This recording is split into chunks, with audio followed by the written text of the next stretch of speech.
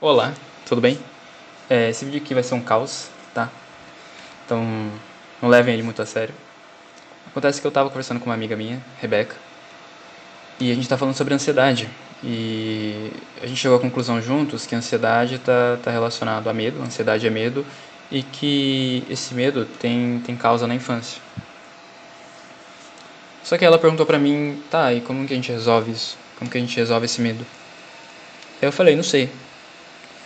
E eu até tinha uma ideia do que responder na minha cabeça, mas não estava muito bem estruturado. Então eu resolvi fazer esse vídeo aqui para pensar um pouco mais sobre essa questão. Não sou nenhum especialista no assunto, então se você sofre de ansiedade, vai buscar ajuda médica. Busca um psiquiatra, um psicanalista, um psicólogo, terapia em grupo, alguma coisa, tá? Não leve muito a sério o que eu vou falar aqui, porque de novo, não sou especialista, mas eu gosto de estudar o assunto e pensar sobre isso. Para começar a falar de ansiedade, eu queria falar de elevação e diminuição de tensão. Como assim? Por exemplo, quando a gente tem fome, a gente tem uma elevação de tensão, certo? E aí quando a gente come, a gente tem uma diminuição de tensão. Então a gente tem fome, a gente tem uma elevação de tensão, um desprazer. A gente come, tem um prazer, uma diminuição de tensão. Acontece que na infância, a gente vai ter muitas situações de elevação de tensão, de desprazer. E aí, a criança ela vai criar respostas para essas situações de elevação de tensão.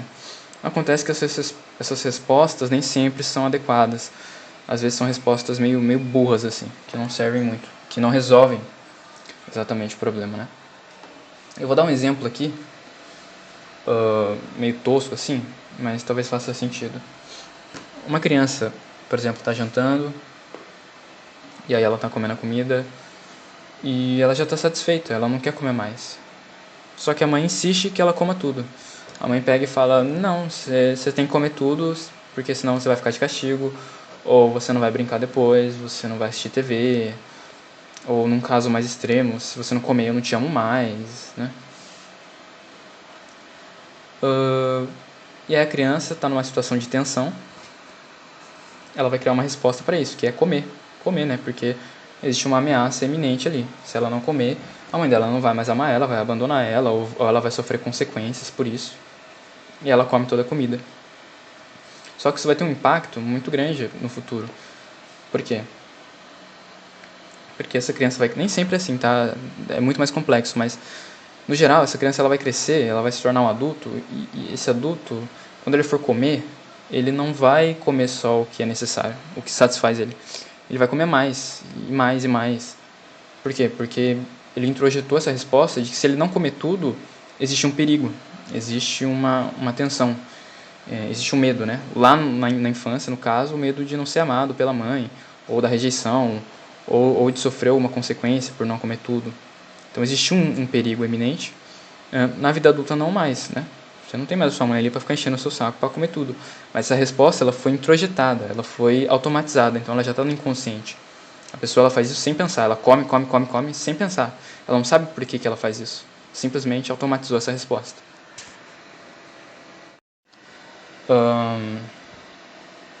Mas essa tensão, essa ansiedade, esse medo que ela vai sentir na vida adulta, talvez não seja tão intenso quanto na infância, mas ele vai existir ainda.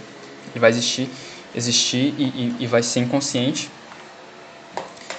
Mas ele tem um motivo, Por quê? Porque lá na infância, se você não come tudo e a sua mãe deixa de te chamar, óbvio, ela não vai te deixar de chamar por causa disso. Eu espero. Mas se você não come tudo e a criança ela acha que a mãe vai deixar de amar ela, existe uma situação de desamparo aí. E isso é muito, muito, muito importante a gente entender, né? Porque não amparo, o desamparo significa morte. Como assim? O bebê ele é totalmente dependente da mãe, tá? O bebê quando ele está na barriga da mãe, ele tem todas as suas necessidades atendidas, todos os nutrientes que ele precisa tá ali, ele não precisa fazer esforço nenhum. Enfim, não existe nenhum movimento que o bebê precisa fazer, nenhum esforço. Só que ele nasce e já existe uma tensão ali na hora do nascimento, ele tem que fazer um esforço e tal. Ele está desamparado, ele está jogado no mundo, ele está à mercê do desconhecido, né? E no geral, nem sempre, né? Nem sempre, infelizmente nem sempre. Mas no geral, a mãe vai cuidar desse bebê, vai amparar ele, vai diminuir a tensão dele. Então vai prover aquilo que ele precisa, vai dar de comer para ele, vai dar mamar, vai dar carinho, atenção, cuidar de todas as necessidades dele, né? E se ela não fizer isso, se ninguém fizer esse trabalho, ele vai ficar totalmente desamparado, ele vai morrer, certo? Então existe um perigo eminente. Se ninguém cuidar dele, ele morre. Ele morre, sabe? Então ele é totalmente dependente da mãe nesse sentido.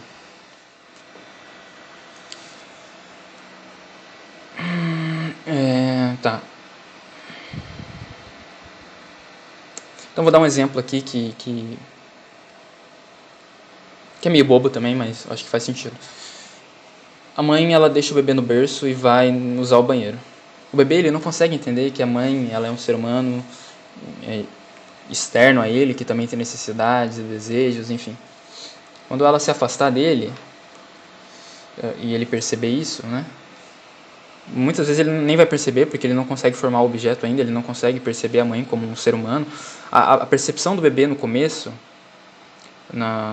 nos 2, 3 meses, é uma percepção muito fragmentada da realidade. Ele não consegue formar imagens ainda, ele não consegue formar imagens na sua cabeça. Então ele vê tudo de forma fragmentada. Ele olha para a mãe, ele não vê um rosto certinho igual a gente vê. Ele vê um olho lá embaixo, outro olho lá em cima, a boca no meio. Ele vê tudo desfigurado, assim, né? Ele vai começando a formar imagens conforme o tempo passa. Então ele não consegue formar uma imagem ainda. Então muitas vezes a mãe sai e ele nem percebe. Mas quando ele percebe que a mãe não está ali, ele chora. Ele se sente desamparado.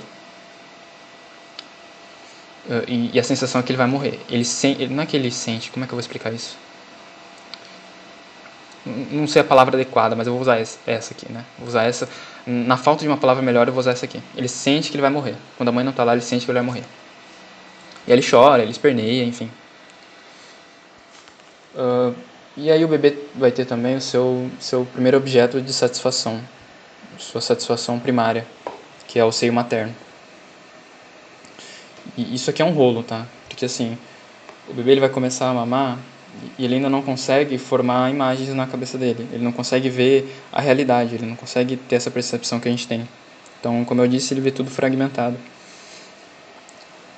Ele não vai conseguir entender que o seio é a mãe dele, e que a mãe dele está provendo as necessidades dele, que a mãe dele é um ser humano igual a ele, externo a ele. Ele não tem consciência disso. Então, quando ele está com fome, e simplesmente aparece aquela coisa quentinha e gostosa na boca dele, ele não consegue entender que é a mãe dele. A percepção que ele tem é que ele criou aquilo ali. O que é uma ilusão, não foi ele que criou. A mãe dele viu que ele estava com fome e proveu a necessidade que ele, né, atendeu a necessidade dele.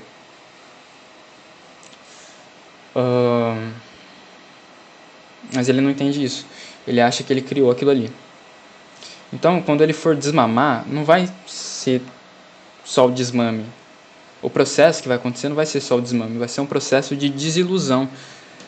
Porque ele acreditava que ele criava o seio materno a partir da imaginação dele, o que é uma mentira. Ele vai ter que fazer o luto dessa ideia e entender que a mãe dele é um ser humano e que se ele quiser alguma coisa, ele vai ter que fazer um esforço, ele vai ter que pedir, enfim. Posteriormente, se ele quiser mamar, ele vai ter que pegar a mamadeira, vai ter que pedir a mamadeira, vai ter que, né, ou chorar, enfim, vai ter que fazer algum esforço para conseguir o que ele quer. Assim como tudo na vida, né? Isso é um processo de desilusão e que se não for bem feito, tem consequências na vida adulta, enfim.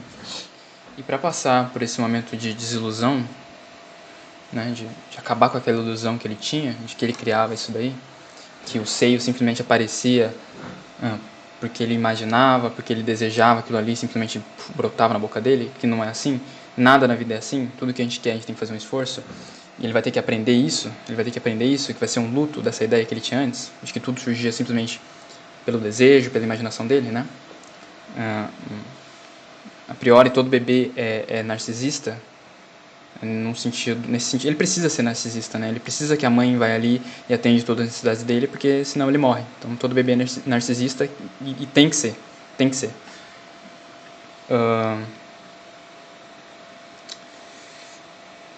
Acontece que para passar por esse processo de desilusão, sair do seio materno e começar a encontrar satisfação em outros objetos, né?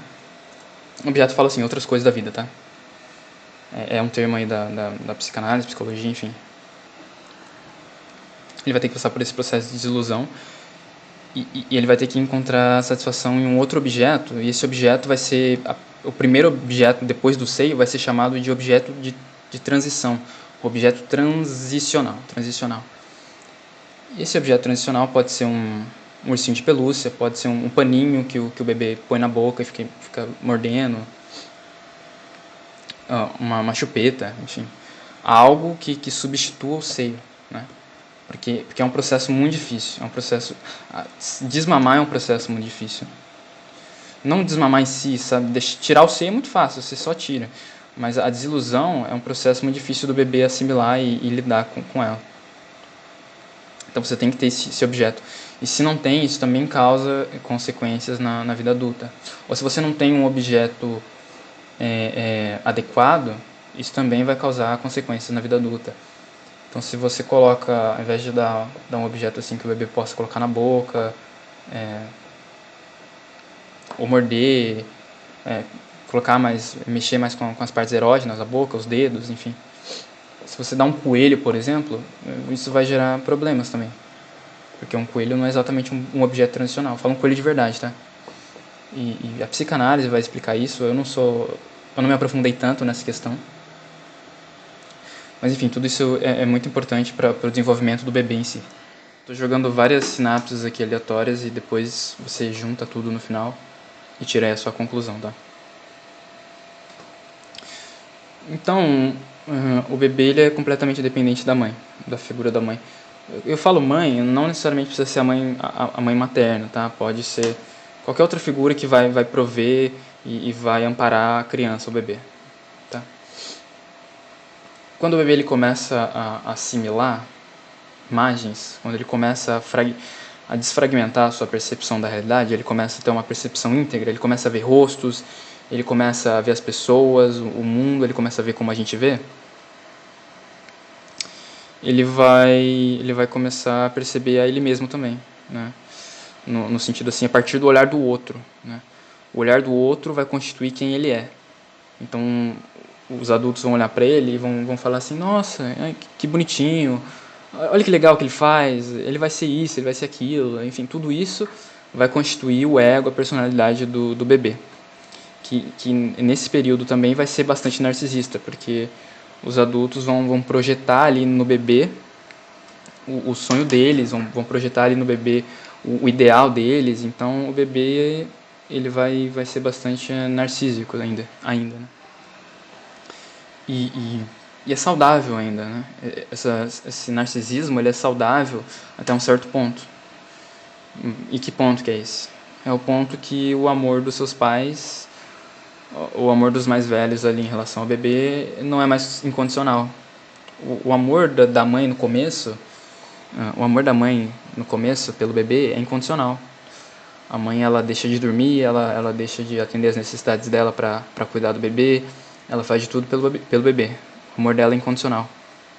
Só que nem sempre vai ser assim.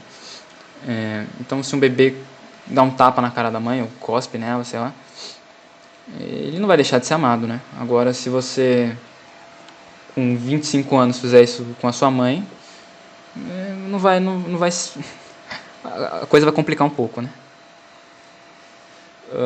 Então, o bebê, a criança, ela vai ter a sua imagem de si fundamentada pelo olhar do outro. Ela vai se formar pelo olhar do outro. Então, ela é fruto do ideal dos mais velhos, né? Ela vai crescer, ela não vai ser mais tão amada pela mãe, pelo pai.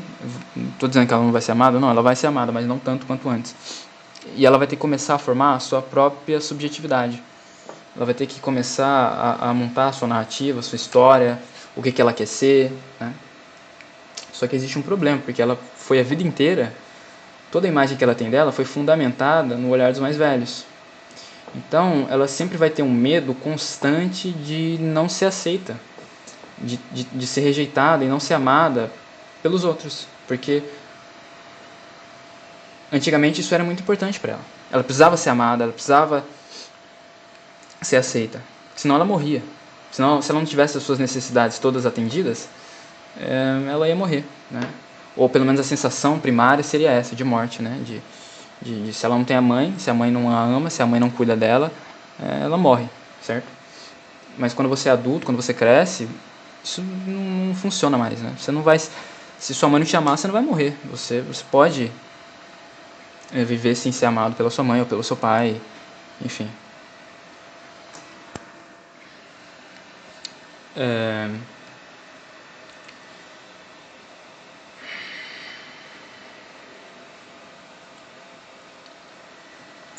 Então você foi completamente fundamentado a partir do olhar dos outros. E é daí que parte a necessidade, não só daí, tem toda uma questão transcultural, de que antigamente o ser humano tinha mais chance de sobreviver em grupo, então ele precisava ter a aprovação do grupo, na época em que a gente tinha que caçar para sobreviver, no caso, né? Então, se ele tivesse em grupo, a chance dele sobreviver seria muito maior se ele estivesse sozinho. Então, ele precisava estar em grupo, senão realmente era uma questão de morte. Mas hoje não, hoje a gente não precisa mais caçar para sobreviver, então isso não se aplica mais. Mas é uma herança cultural, né? Mas não é só isso, não é só isso. O olhar do outro fundamentou você na sua infância. Então a sensação realmente de não ser reconhecido, de ser totalmente alheio a isso, é a sensação de morte. É por isso que as obras do romantismo ali fizeram tanto sucesso. É por isso que essa coisa do romantismo intenso faz tanto sucesso, porque você tem uma outra pessoa ali que te abraça, que te beija, que te toca, que te reconhece, né? O toque é uma forma de te reconhecer, ó, você existe, eu te amo, você sente que você existe de fato, né? E é uma coisa muito intensa, então tudo isso não faz sucesso à toa, existe uma razão. E isso vai implicar também na ascensão das redes sociais, porque a rede social você não está de verdade ali interagindo com as outras pessoas e entrando em conflito, em debates, em discussões e disposto a escutar o outro. Você, na verdade, está se relacionando com a imagem que os outros têm de você. Você está formulando uma imagem ali na necessidade de vínculo, de ter vínculo, de ser amado, de necessidade de pertencimento, de pertencer a um grupo, a algum lugar, né? Porque se você não tiver isso, essa sensação de angústia ela vai voltar porque ela foi fundamental, foi o que fundamentou quem você é. Então, não tem como resolver ela? Não necessariamente, mas eu vou tratar isso aqui mais pra frente, tá? E também queria colocar aqui que eu não estou fazendo uma crítica necessariamente às redes sociais, elas podem ser muito positivas. Eu, inclusive, uso muito o Facebook para compartilhar meme de gatinho. Mas vai depender muito, porque a rede social ela pode ser algo bom, algo produtivo, mas ela pode também ser algo que vai gerar mais angústia, mais sensação de solidão. E eu vou deixar para tratar isso aí no próximo vídeo, se der vontade de falar sobre isso, né? Agora aqui eu vou falar um pouco sobre narrativa. Eu vou contar três narrativas, uma separada da outra, e depois eu vou dar uma conclusão. A primeira história, assim, é de uma criança que ela tinha uma mãe que amava muito, muito ela. Amava muito, dava muito, muito carinho, muito afago. Só que, de repente, essa mãe, ela era extremamente agressiva. Ela era extremamente arrogante e ela até sumia do nada, abandonava a criança. Só que depois ela voltava e ela dava muito amor, muito carinho. E do nada ela sumia de novo, ou ela era extremamente agressiva. E aí essa criança, ela cresceu e essa criança, ela tinha muito medo de se relacionar com as pessoas. Ela tinha muito medo de ser rejeitada. Por quê? Porque ela nunca sabia o que esperar das pessoas. Ela nunca sabia se ela ia receber amor ou abandono. E na verdade, na cabeça dela, amor e abandono estava correlacionado uma coisa com a outra. Então, se ela fosse amada, consequentemente, uma hora ou outra, ela também ia ser abandonada. Dentro, né, da forma como ela aprendeu o que é amor. E isso gerou muita ansiedade, né? Uma constante sensação de desamparo, de tensão, de não saber o que esperar, de estar alerta o tempo todo, porque você não sabe o que você espera. Se você espera amor ou abandono, né? Violência ou carinho. Você não sabe o que esperar. Essa criança não sabia o que esperar. A segunda historinha é assim, de uma criança que queria namorar a mãe. Um bebê que queria namorar a mãe. Como assim? Né? Freud falava muito sobre isso. Que todo bebê, toda criança no fundo assim queria namorar a mãe. Mas não dá porque tem o pai. E pode parecer meio bizarro essa ideia, até antimoral, mas não, tem sentido. Eu não vou me aprofundar nisso aqui, porque é um assunto bastante complexo e que, na verdade, eu também não me aprofundei muito. Mas Freud falava que todo desejo, ele no fundo, assim, ele tem um contexto mais sexual, mais erógeno. E até faz sentido, porque, igual a questão que eu falei do objeto transicional, o objeto transicional é um objeto que vai atender a esses requisitos mais erógenos, né? A criança ela vai pegar um lenço, uma almofada, alguma coisa, vai colocar na boca e vai mexer os dedos em volta dos lábios. Tudo isso é uma questão erógena. Mas enfim, não importa muito. O que importa é a historinha aqui. Essa criança ela queria namorar a mãe. Ela ficava sempre muito com a mãe, muito próxima, mexendo no cabelo, tocando a mãe, enfim. E aí o pai falava assim, não, tira a mão daí, menino, não cortar seu pinto fora, tal. Aí essa criança, ela ficou com muito medo. Ela se trancou, se fechou, ficou tensa. E ela achava que ela podia namorar a mãe. Ela não achava que isso era errado. Na cabeça dela, não tinha uma coisa moral ali do que é certo, do que é errado. Então ela achava que podia. Mas ela viu que não pode, porque senão o pai dela vai agredir ela. E aí ela não sabe mais o que pode e o que não pode. Já que ela não sabe o que pode e o que não pode, então nada pode. Eu não sei o que esperar. De novo, igual na outra narrativa, um medo de tudo. Não sabe o que esperar da vida. Então uma tensão constante, uma ansiedade constante na vida adulta. Qualquer coisa pode agredi-la. Ela não sabe o que esperar, então ela se fecha para tudo. Historinha 3. Historinha 3.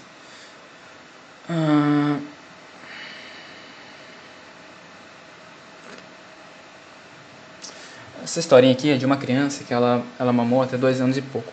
Até 2 anos e pouco. Ela não teve um objeto transicional. Então ela mamou durante muito tempo. E ela não teve um objeto para fazer essa transição, fazer essa desilusão que eu falei lá no começo. Né? Então ela era muito apegada à mãe. E quando ela cresceu, ela tinha muita dificuldade de ser autônoma, de criar a sua vida, de cuidar e criar a sua narrativa, a sua história. Ela tinha dificuldade em entrar em relacionamentos, de se abrir. Ela era muito carente, uma carência excessiva, e uma constante sensação de tensão, de ansiedade, de angústia, de vazio. Né? Existem muitas formas de tentar aliviar a ansiedade, o que não alivia. Né? Compulsões, assim. Então a pessoa ela pode comer excessivamente, ou se masturbar muito, ou se afundar em jogos de azar, jogos online, enfim. Redes sociais, devaneios, fantasias excessivas.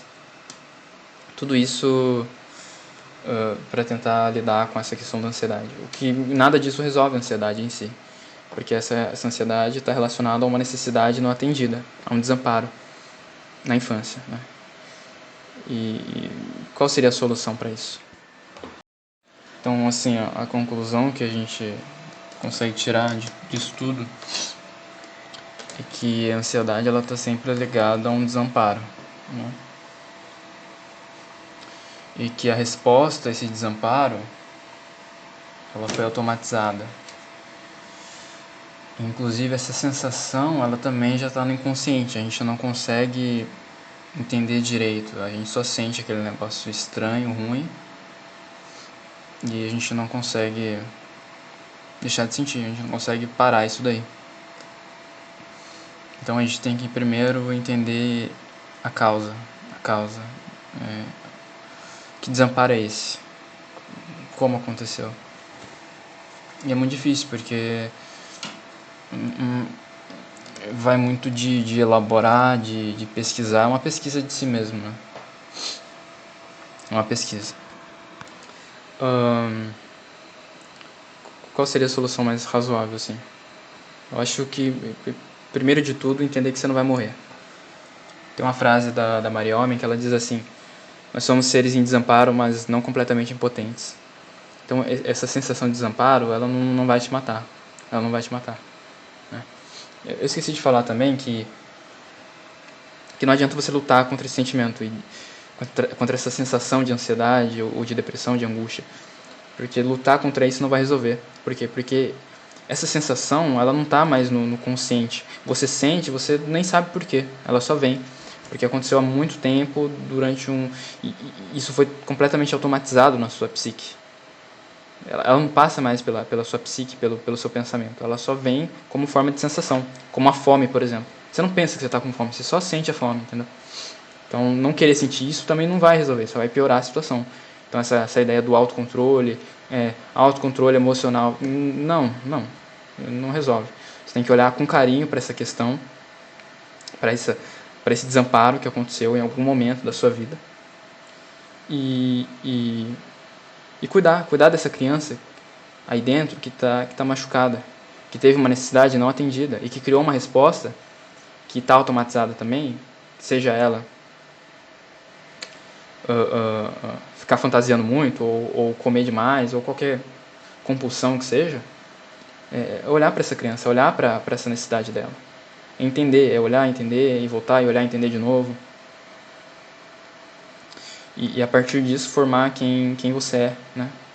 Olhar para a sua história, construir a sua história narrativa. Claro, você não vai conseguir lembrar de tudo que aconteceu e tudo, mas começar a olhar, começar a fazer um esforço para olhar, né? Porque às vezes a gente tem um pouco de preguiça, eu também, de olhar para tudo isso, né? E dar um pouco de trabalho mesmo. E eu acho que isso aí é construir a subjetividade, é construir quem você é, quem você quer ser, quem você pode ser um dia. E quem sabe a partir disso a gente consiga se relacionar com o mundo, com tudo, de forma menos tensa, sem tanto medo do olhar do outro, da insegurança. Quem sabe construir melhores vínculos, ter uma sensação de pertencimento a algo, algum lugar, né? Algo mais saudável. Enfim, esse vídeo ficou um pouco grande, um pouco confuso, mas espero que de alguma forma tenha sido útil para alguém. E é isso, tchau. Queria colocar aqui também que, apesar de eu estar falando tudo isso, eu não resolvi todas as minhas questões, obviamente, é algo muito complexo, muito demorado, é um processo mesmo. E se você sofre de ansiedade, sabe que você não está sozinho, eu também. Muita gente sofre com isso, tá? É normal. Mas eu acho que é legal a gente pensar e poder falar abertamente sobre isso, sabe?